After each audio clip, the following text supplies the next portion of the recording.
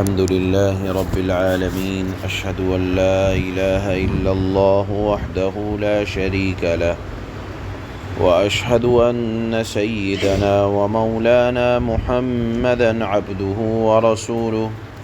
أما بعد فأعوذ بالله من الشيطان الرجيم بسم الله الرحمن الرحيم يا أيها النبي جاهد الكفار والمنافقين واغلظ عليهم ومأواهم جهنم وبئس المصير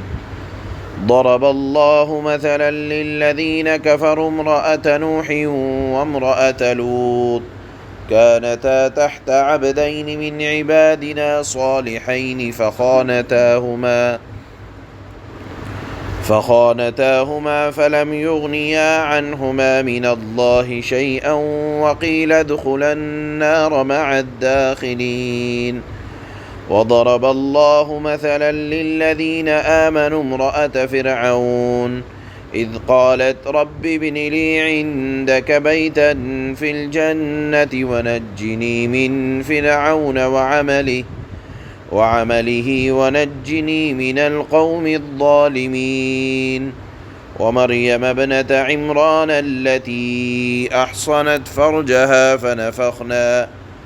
فنفخنا فيه من روحنا وصدقت بكلمات ربها وكتبه وكانت من القانتين صدق اللہ مولانا العلی العظیم۔ ان آیات میں اللہ نے پہلی آیت میں اپنے حبیب صلی اللہ علیہ وسلم کو مخاطب کر کے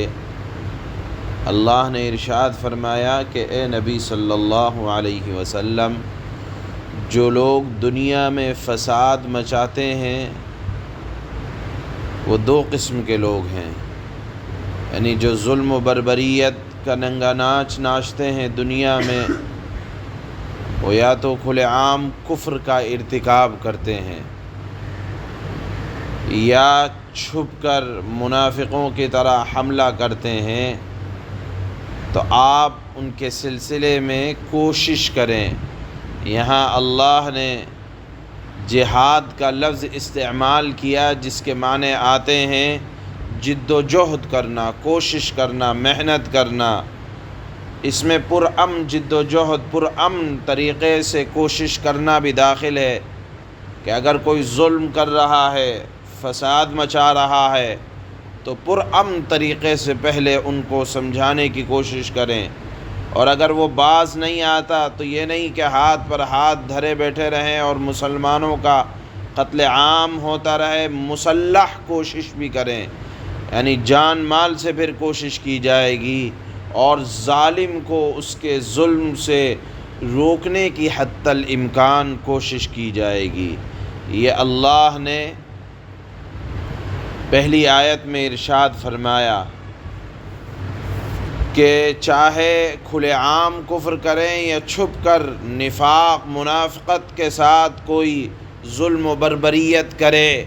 تو اے نبی صلی اللہ علیہ وسلم اب آپ ان کے ساتھ سختی کا معاملہ کا برتاؤ کریں۔ یہ مدینہ منورہ میں اللہ کے نبی صلی اللہ علیہ وسلم کو اللہ نے حکم ارشاد فرمایا۔ اس کے بعد اللہ نے فرمایا کہ دیکھو، اگر کفر کی اور ایمان کی اہمیت کو سمجھنا چاہتے ہو تو اللہ نے دو مثالیں ارشاد فرمائی کہ دیکھو، کفر اگر نبی کے گھر کے اندر بھی ہے تو بھی اللہ کو ناپسند ہے۔ کس درجے کا ناپسند ہے؟ اللہ نے دو مثالیں دی کہ دیکھو، حضرت نوح علیہ السلام کی بیوی بظاہر حضرت نوح کے ساتھ رہتی تھی لیکن اللہ کی نافرمان تھی۔ اسی طرح حضرت لوط علیہ السلام کی بیوی بظاہر حضرت لوط کے گھر میں تھی لیکن نافرمان تھی، حضرت نوح کی اہلیہ کو اللہ نے طوفان نوح میں ہلاک کیا، اور حضرت لوط کی بیوی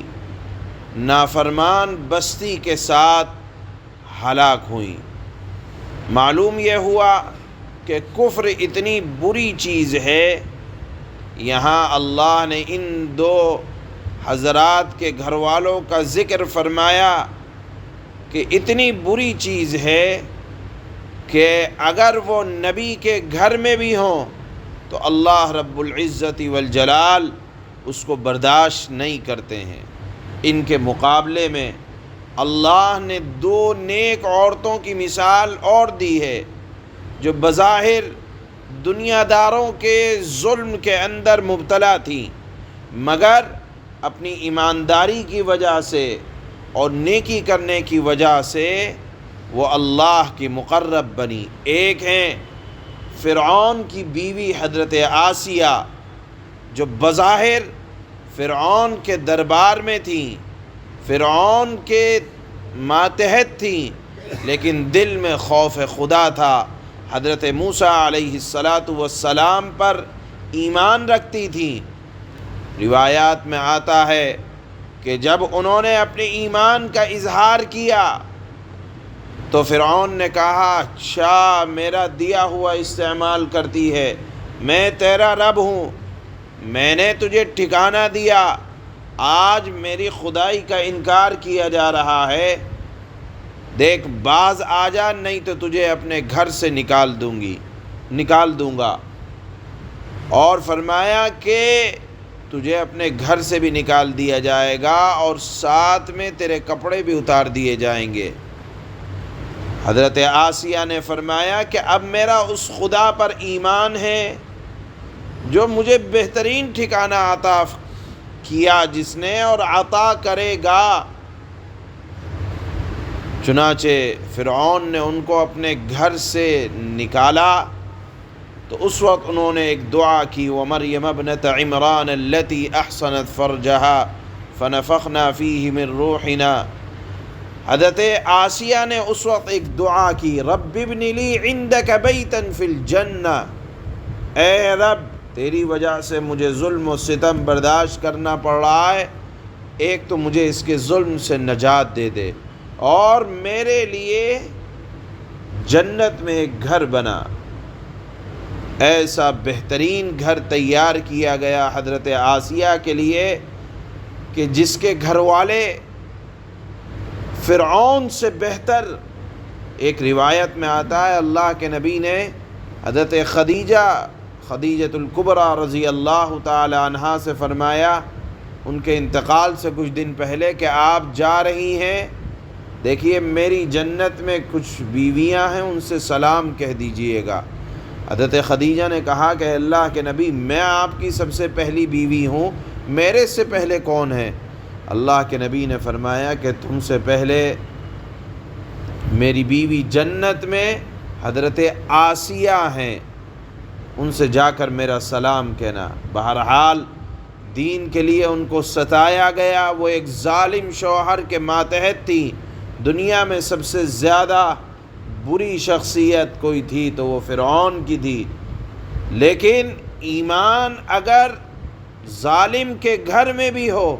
تو اللہ رب العزت والجلال ان کی حفاظت کرتا ہے، ان کی عزت، اور ان پر بارہا ایسی پاک روحوں پر اللہ ہزارہا رحمت نازل فرمایا کرتے ہیں۔ مسلمانوں کی تسلی کے لیے اللہ نے حضرت آسیہ کی مثال دی، اور دوسری مثال حضرت مریم علیہ السلام کی ذکر فرمائی، جو ایک نہایت پاک دامن عورت تھی جنہوں نے اپنی عزت کو محفوظ رکھا۔ قرآن کریم نے ان کے حق میں یہ گواہی دی کہ چونکہ یہودی ان کے اوپر لعن طعن کرتے تھے کہ العیاذ باللہ انہوں نے زنا کیا، العیاذ باللہ، اللہ نے ان کی گواہی دی کہ وہ پاک دامن عورت تھیں۔ اللہ نے حضرت عیسیٰ علیہ السلام کی پیدائش بغیر باپ کے ان کے گھر میں عنایت فرمائی۔ بہرحال ان 4 عورتوں کا ذکر اللہ نے یہاں مثال میں بیان فرمایا، اور پھر ان 4 عورتوں کا ذکر فرمانے کے بعد علماء مفسرین نے یہاں چند تنبیہات لکھی ہیں، اور ان تنبیہات میں سے پہلی تنبیہ یہ ہے کہ کسی بزرگ، کسی دیندار، کسی اولیاء اللہ کو اس دھوکے میں نہیں پڑنا چاہیے کہ میری نجات ہو جائے گی تو میرے ساتھ میرے گھر والے بھی بچ جائیں گے۔ ایک اللہ والے کو اپنا حساب دینا ہے، اور ان کے قرابت دار، رشتہ دار کو ان کو اپنا حساب دینا ہے۔ محض رشتہ داری کی بنیاد پر مغفرت نہیں ہو سکتی۔ اللہ کے نبی صلی اللہ علیہ وسلم نے اسی طرح کا مضمون حضرت فاطمہ رضی اللہ تعالی عنہا سے بھی بیان فرمایا تھا کہ دیکھو، محض فاطمہ بنت محمد ہونے کی وجہ سے کامیابی نہیں ملے گی، تمہارے اعمال تمہارے ساتھ قیامت کے دن تمہاری کامیابی کی ضمانت ہوں گے۔ لہذا اگر آدمی دیندار ہے اور کسی کا باپ، کسی کا رشتہ دار، اعزاء اقربا اگر دیندار ہے اور وہ یہ سمجھے کہ ہمیں کچھ کرنے دھرنے کی ضرورت نہیں ہے، ہمارے تو خاندانی سلسلہ بزرگوں کا ہے، لہذا اگر نافرمانی میں مبتلا رہیں تو ہمیں فلاں آدمی بچا لیں گے، تو ایسا نہیں ہو سکتا۔ حضرت نوح علیہ السلام جیسا جلیل القدر پیغمبر اور حضرت لوط علیہ السلام جیسے عظیم المرتبت پیغمبر اپنے گھر والوں کو نہیں بچا سکے۔ اسی طرح ایک تنبیہ ان واقعات کے تحت یہ ملتی ہے۔ دوسرے یہ کہ اگر کوئی دین پر عمل کا پختہ ارادہ کر لے تو برے سے برے آدمی کی صحبت اس کو نقصان نہیں پہنچا سکتی۔ ماحول کیسا بھی خراب ہو جائے، اگر میں یہ ارادہ کر لوں کہ مجھے دیندار رہنا ہے، مجھے شریعت پر عمل کرنا ہے، تو ماحول چاہے کیسا بھی خراب ہو جائے، دنیا کے کسی کونے کے اندر بھی آپ رہیں، اگر شریعت کی پابندی کی، آپ نے اپنے نفس سے صلح کر لی ہے، تو آپ کو کسی بد سے بد آدمی کی صحبت آپ کو نقصان نہیں پہنچا سکتی۔ مثال ہے حضرت آسیہ کی کہ وہ فرعون جیسے ظالم بادشاہ کے ماتحت تھی، اس کی صحبت تھی، لیکن حضرت آسیہ نے طے کر لیا تھا کہ مجھے دیندار بن کے رہنا ہے۔ حضرت موسیٰ پر ایمان لائی، اللہ پر ایمان لائی، تو فرعون جیسے ظالم شخص کی صحبت بھی ان کو نقصان نہیں پہنچا سکی۔ تیسرے یہ نیک لوگوں کو خاص طور پر اپنی بیوی، اپنے خاندان والوں کی تربیت کا زیادہ فکر رہنی چاہیے کہ اللہ ہم سے ضرور پوچھیں گے، اور ساتھ میں یہ بھی اس بات کا احساس رہنا چاہیے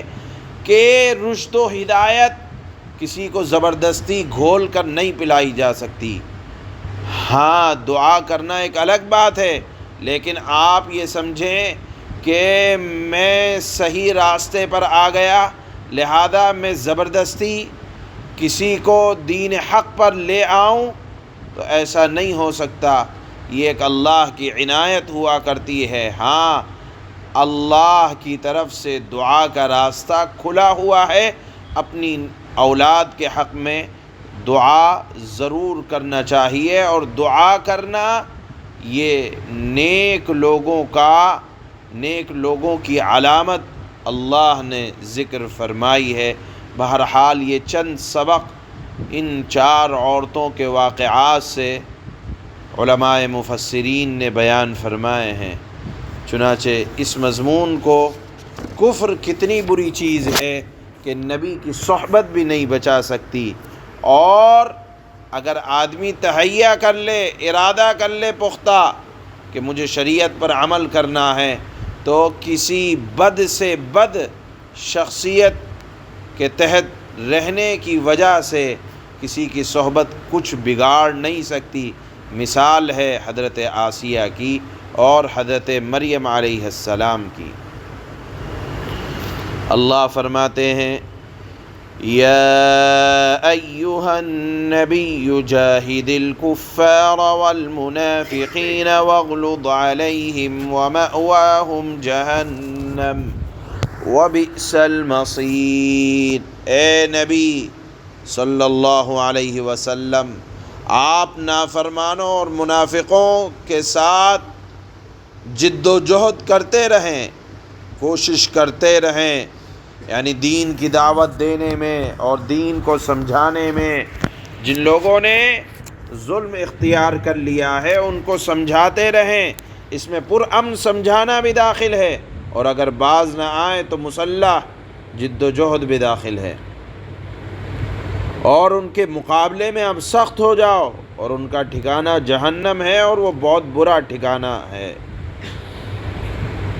ضرب اللہ مثلا للذین کفروا امرأة نوح وامرأة لوط كانتا تحت عبدین من عبادنا صالحین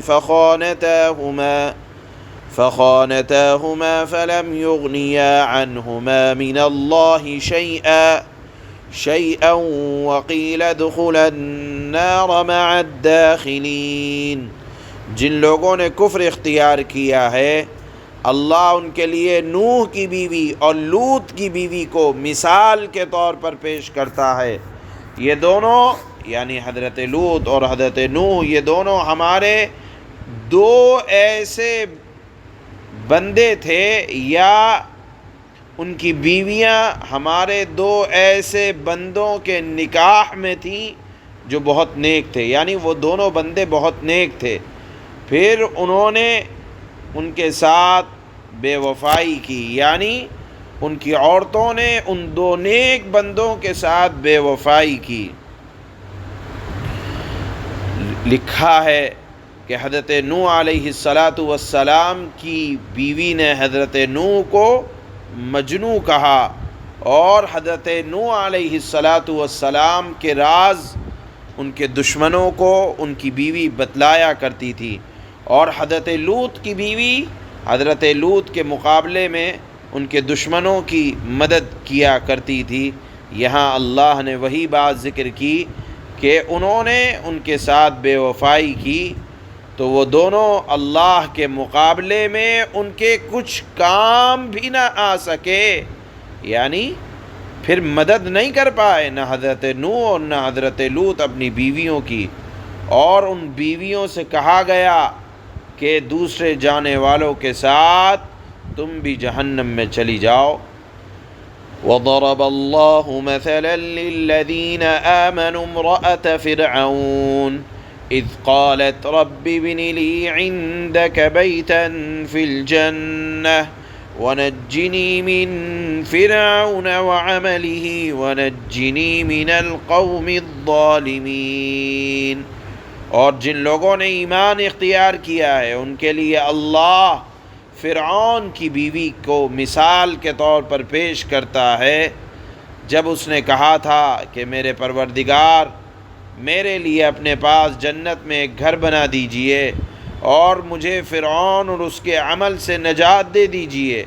اور مجھے ظالم لوگوں سے بھی نجات عطا فرما۔ ومریم ابنت عمران التي احصنت فرجها فنفخنا فيه من روحنا وصدقت بكلمات ربها وكتبه وكانت من القانتين۔ نیز عمران کی بیٹی مریم کو مثال کے طور پر اللہ پیش کرتا ہے، جنہوں نے اپنی عزت کی حفاظت کی تو ہم نے اس میں اپنی روح پھونک دی، اور انہوں نے اپنے پروردگار کی باتوں اور اس کی کتابوں کی تصدیق کی، اور وہ یعنی حضرت مریم طاعت شعار لوگوں میں شامل تھیں۔ سبحان اللہ۔